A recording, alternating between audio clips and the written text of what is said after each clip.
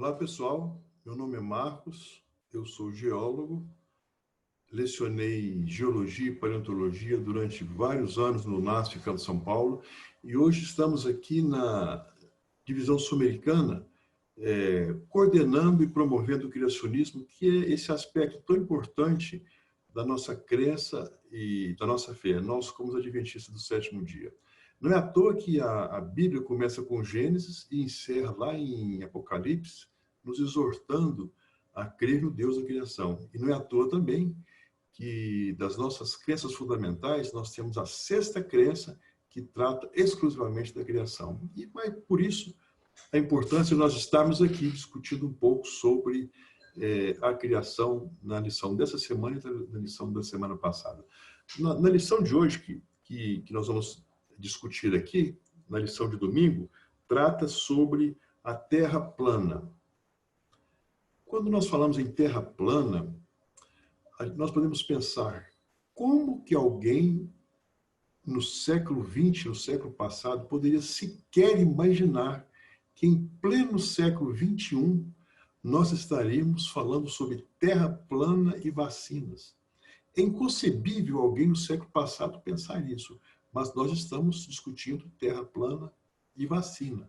Assuntos que já estão resolvidos há muito tempo atrás, são tópicos de discussões acaloradas hoje. E o pior disso é que essas discussões estão sendo feitas não somente em termos de ciência, mas estão sendo feitas com viés ideológico muito forte.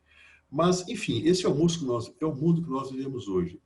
Vamos esquecer um pouco as vacinas e vamos concentrar aqui no objetivo da nossa lição, que é com respeito à Terra plana. Quando nós fazemos uma retrospectiva histórica e voltamos lá nos gregos, nós vimos que aquele período pré-socrático, anterior ao século VI, nós vemos que ali já havia especulações dos filósofos gregos com respeito ao formato da Terra. A literatura que a gente consulta não mostra um certo consenso se predominava uma visão de Terra plana ou uma visão de uma Terra esférica. Não existe assim, um consenso qual que era a visão predominante, mas o certo é que a partir do século VI, principalmente a partir de Pitágoras e depois com Aristóteles, já havia um consenso de que a Terra fosse esférica. A cosmologia de Aristóteles imaginava uma Terra no centro, onde eu tinha uma série de planetas, Júpiter, Marte, Vênus, Sol, Lua, que giravam na trajetória circular em torno da Terra, porque o círculo era a figura perfeita para Aristóteles. E um século depois, no século III, por volta de 240, Eratóstenes já calculava o perímetro da Terra com a margem de erro de menos de 5% em relação ao que nós conhecemos hoje. Portanto, uma dúvida que já existia um consenso naquela época de que a Terra era realmente esférica. Na virada do milênio e no início ali do cristianismo primitivo e mesmo na Baixa Idade Média, esse consenso continuou, porque muito do pensamento medieval era herdado da filosofia de Aristóteles, com algumas adaptações para o cristianismo. Mas, no bojo desse pensamento, vinha a ideia de uma terra que era redonda. Vou mostrar para vocês aqui algumas imagens que mostram que na Idade Média realmente havia um certo consenso com uma terra que é uma terra esférica. Essa imagem aqui é o sistema de Antípodas, que foi muito criticado por Agostinho. Naquela época, existia um grupo de pessoas que pensavam que a Terra tinha a porção superior, que nós vemos aqui na parte de cima, e havia um submundo, que era o inverso do que estava em cima, onde as pessoas andavam de cabeça para baixo, as montanhas também estavam de cabeça para baixo, e até os valores estavam de cabeça para baixo. E Agostinho combateu muito essa concepção. Mas isso não importa. O que importa é que ela implicitamente nos diz que a Terra era redonda. O que eu tenho por cima aqui é a mesma configuração que eu tenho embaixo, dando a ideia de uma Terra redonda. Se nós formos um pouco mais para frente, aqui já no século XV, aqui eu tenho um mapa da Idade Média, onde na porção superior nós temos aqui a Ásia, aqui a gente tem a África, E aqui a gente tem Europa. Não aparece as Américas, porque as Américas ainda não tinham sido descobertas. E aqui os mares que circundavam esses continentes. E alguns autores, alguns críticos que tentam defender uma Terra plana na Idade Média, costumam usar os mapas. Mas um mapa é apenas a representação de uma superfície. Se hoje nós não tivéssemos uma noção clara se a Terra é esférica ou plana, e alguém me apresentasse um mapa, intuitivamente eu poderia até achar que a Terra fosse plana. Mas isso não quer dizer que a Terra é plana. Eu não posso usar mapas para representar a superfície esférica. É difícil, o mapa é plano. Ele apenas nos dá uma descrição de um relevo em alguma região que eu tenho. Portanto, não dá para você usar mapas para dizer que na Idade Média se acreditava que a Terra fosse plana. Lá por volta do século XI, um biógrafo bizantino chamado Cosbe, eu tenho dificuldade de falar esse nome, Indicopleustes, ele desenvolveu um pensamento que fortemente apoiado numa terra plana. Ele acreditava que o santuário dos israelitas no deserto era o protótipo de como é que era o nosso universo, como é que era a Terra. Então ele achava realmente que a Terra tinha essa configuração, com os mares, os golfos, né, os oceanos, as montanhas, mas toda numa configuração plana, circular, cujo o protótipo podia ser encontrado na Bíblia, no santuário dos israelitas, lá no Moisés. Mas, por mais que o pensamento de Cosme fosse difundido, ele não chegou a ofuscar o consenso naquela época, que era a respeito de uma terra plana. Quando nós... aqui tem um outro exemplo interessante, que é uma ilustração do inferno de Dante, lá na Divina Comédia. E aqui nós temos uma figura que ilustra uma terra também que não era uma terra plana.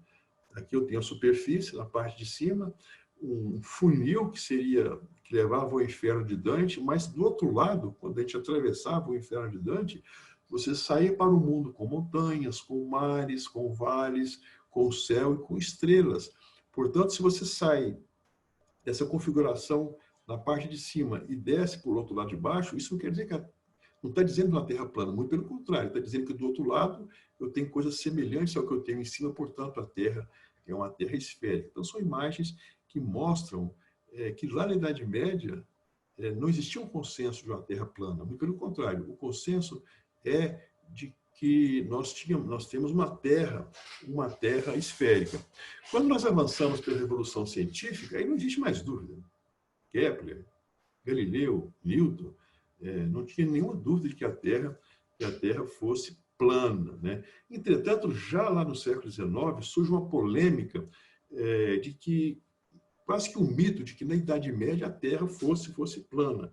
E nós temos duas pessoas lá, duas figuras, dois autores, um deles chamava John Draper, que escreveu um livro, Uma História do Conflito entre Ciência e Religião, e um outro foi um livro de Andrew White, que escreveu um texto sobre uma história da guerra da ciência com a teologia na cristandade. Mas essas obras, elas tinham o objetivo de polemizar mesmo, de colocar ciência contra a religião, tentar demonstrar que, a partir da Idade Média, pelo menos, e mesmo naquela época, havia um conflito eterno entre ciência e religião. Mas esses dados, esse mito que surgiu no século XIX, hoje nós temos estudos de sobra que eles não têm fundamentação muito segura, muito séria. Existem dados, cientificamente, que nós podemos utilizar de forma científica, de que na Idade Média se cria realmente numa terra plana. Portanto, embora essa discussão tenha surgido essa discussão no século XIX, de novo, ela não é suficiente para ofuscar ou colocar em dúvida ou em xeque um consenso que já existia lá atrás de que a Terra fosse realmente uma terra plana. Quando a gente vem já entrando agora mais diretamente na lição Deixa do Binho, que trata sobre a Terra plana, a lição menciona 4 passagens bíblicas que supostamente estariam se referindo à maneira como a Bíblia entende o formato da Terra. São duas passagens em Apocalipse, uma passagem em Jó e uma passagem no livro de Isaías. Lá em Apocalipse 7, diz o seguinte, Apocalipse 7:1. Lá fala de 4 anjos nos 4 cantos da terra, contendo 4 ventos. E Apocalipse 20, 7 e 8 fala da sedução das nações que estão nos 4 cantos da terra. Aqui, não dá para nós utilizarmos 4 ventos ou 4 cantos da terra para falar se a terra é plana ou esférica. Veja que nós estamos falando de livros proféticos. Apocalipse é um livro puramente profético. João estava fazendo uma revelação de coisas que aconteciam no futuro e às vezes usou a linguagem simbólica. Portanto, eu não posso buscar lá em Apocalipse informações sobre um aspecto físico da Terra que fosse validado pela ciência. Não dá para espremer o Apocalipse e fazer tirar de lá a Terra plana, com base nessas declarações. Não posso confundir um contexto e uma linguagem profética com dados físicos a respeito da configuração da Terra. A Bíblia tem toda a informação, mas eu preciso saber como extrair essas informações corretas da Bíblia no local certo e no contexto certo. Outras duas passagens que nós temos aqui, uma delas está lá em Jó 26:7. Jó 26:7 diz o seguinte: ele estende o norte sobre o vazio e faz pairar a terra sobre o nada. Aqui, meus amigos, a gente tem uma informação interessante. Pairar a terra sobre o nada. Na época de Jó, fazer uma afirmação dessa parecia alguma coisa não intuitiva. Qualquer pessoa ia perguntar, mas pairar no nada, quem está segurando isso? Se soltar, cai. Então, intuitivamente, não era muito comum dizer a terra pairando sobre nada. Isso nos induz a pensar que a Bíblia já traz uma informação segura naquela época de como que a terra se sustentava no ar, corroborando aquilo que a ciência nos informa hoje. Ou seja, é possível tirar na Bíblia informações científicas que depois foram reveladas para a ciência, desde que eu busque no contexto certo. E aqui parece uma informação interessante, porque imaginar naquela época alguma coisa suspensa no ar, não apoiada por nada, era alguma coisa fora do senso comum. Na passagem de Jó 26:10, Jó fala sobre que ele traçou um círculo à superfície das águas até os confins da terra. Aqui a gente tem que olhar um pouco de detalhe, porque quando nós vemos a palavra círculo, veja, um círculo é uma figura plana. A esfera é uma figura tridimensional. Então, quando eu falo de uma terra que é uma esfera, eu estou falando de uma terra que é um globo, que é uma figura tridimensional. Do círculo, eu calculo áreas, enquanto de uma esfera, eu calculo volume. Então, aqui não dá para a gente usar a palavra círculo e querer dizer que a Terra fosse um globo, porque o círculo é uma figura plana. Mas, quando nós olhamos o contexto aqui de Jó 10, não dá para me dizer também que a Bíblia está dizendo que a Terra fosse plana. Veja que Aristóteles, lá no século II, calculou o perímetro da Terra, calculou o círculo da Terra. Mas Aristóteles não tinha dúvida que a Terra fosse esférica. Então, nós não podemos usar esse texto de Jó para dizer que a Terra seja plana. A ideia que está querendo passar é que Deus, quando ele fala que ele traçou o círculo da Terra, ele está se referindo a toda a Terra. Uma coisa é você se referir à Terra toda, à Terra inteira, outra coisa é você falar sobre o formato da Terra. Então, aqui, o que nós deduzimos é que Jó estava falando, nesse caso, de toda a Terra, traçar o círculo da Terra, como se referindo à Terra inteira, e não dizendo, a partir daí, deduzir que a Terra fosse ou plana ou esférica. Nenhuma coisa, talvez, nem uma coisa, nem outra. E, finalmente, em Isaías 40:22, nós temos lá: ele está sentado sobre a redondeza da terra, cujos moradores são como gafanhotos. Aqui, novamente, eu posso pensar, quando eu falo em redondeza da terra, que seja uma terra esférica. Né? Eu posso pensar dessa maneira. Mas, quando nós olhamos essa passagem de Isaías, o objetivo aqui do profeta não é falar sobre o formato da terra. nós olhamos o contexto do capítulo 40, que está falando da grandeza de um Deus em relação às suas criaturas, que são como gafanhotos. Essa é a mensagem que o livro dá. É claro que os termos que Isaías usa, falando da terra, da redondeza da terra, pode ser coerente e pode estar nos dizendo a respeito que a terra fosse redonda mesmo, tá? Mas o mais importante aqui é que a mensagem de Isaías não é uma mensagem dizendo que a terra, que eles queiram afirmar que a terra seja redonda, ok? Aqui é uma alusão no contexto de quão grande é Deus em relação às suas criaturas, que somos nós. Mas é uma referência interessante com respeito à redondeza da Terra, que corroboraria, né, o que a ciência descobriu hoje. Ou seja, a Bíblia já mostrando naquela época indícios de uma Terra conforme a ciência viria descobrir depois.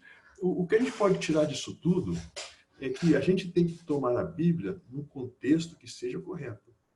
Veja que na Bíblia eu tenho informações sobre ciência, sobre a Terra, sobre o Sol, sobre a Lua, as estrelas. Na Bíblia eu também tenho informações sobre história. Tá aí os livros de reis, os livros de crônicas, mas não é o objetivo do autor sagrado fazer um tratado científico. E não era o objetivo do autor sagrado fazer da Bíblia um livro de história.